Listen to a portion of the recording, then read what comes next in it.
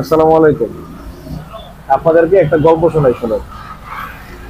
কিছুদিন আগে এই বর্ষার যে বৃষ্টি বৃষ্টি গেল, প্রচুর বৃষ্টি হয়েছে।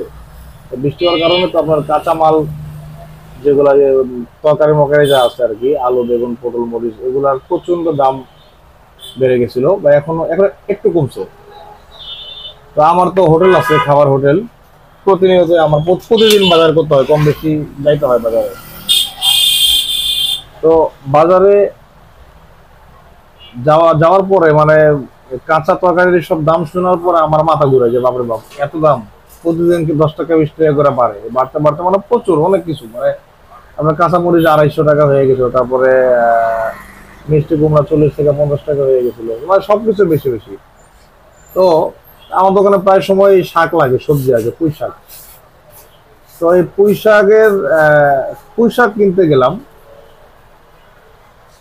পুঁই শাকের দামও মোটামুটি রেগুলার দামের থেকে ওই কাঁচামালের সাথেই 20 টাকা 10 টাকা বেশি। এখন আমি শাকওয়ালা দোকানদারকে প্রশ্ন করলাম, ভাই এই শাকের দাম কেন বাড়তেছে?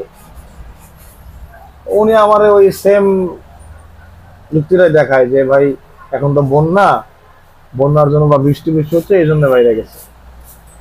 আমি প্রশ্ন করলাম, ভাই পুঁই শাক কিন্তু বৃষ্টি হইলে ফলন ডাবল 3 ডবল হয়, কারণ আমি উত্তরবঙ্গের মানুষ, আমাদের ওদিকে প্রচুর আবাদ ফসল হয়।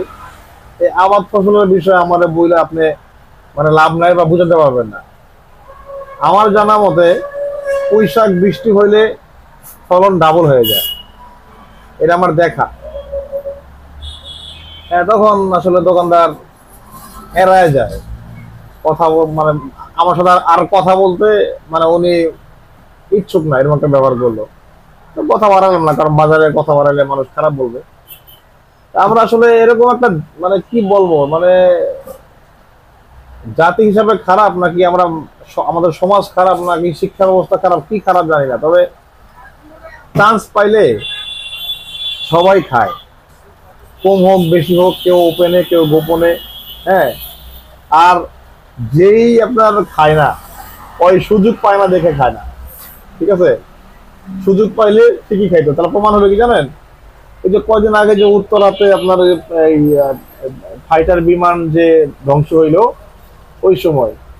ওই সময় মানুষের বিপদের সময় আপনার যারা রিক্সা চালাইছে তারা ভাড়া বেশি নিছে, সিএনজি চালাইছে তারা ভাড়া বেশি নিছে, যারা মুদি দোকান করছে, এই যে পানি যে 250 300 500 600 টাকা বেশি করছে, এটা আপনি বোঝেন। মানে চান্স পাইলে প্রত্যেকটা স্তরের মানুষ মানে ওই কি বলে জুলুম করবে। এটা আপনার শিক্ষিত হোক, মধ্যবিত্ত হোক, মূর্খ হোক, রিক্সাওয়ালা হোক, বা মধু দোকানদার হোক, বা কোটিপতি হোক, মানে কি ওই কাঁচামালের ব্যবসায়ী হোক, চান্স খালি পাইতে দেরি, খাইতে দেরি নেই।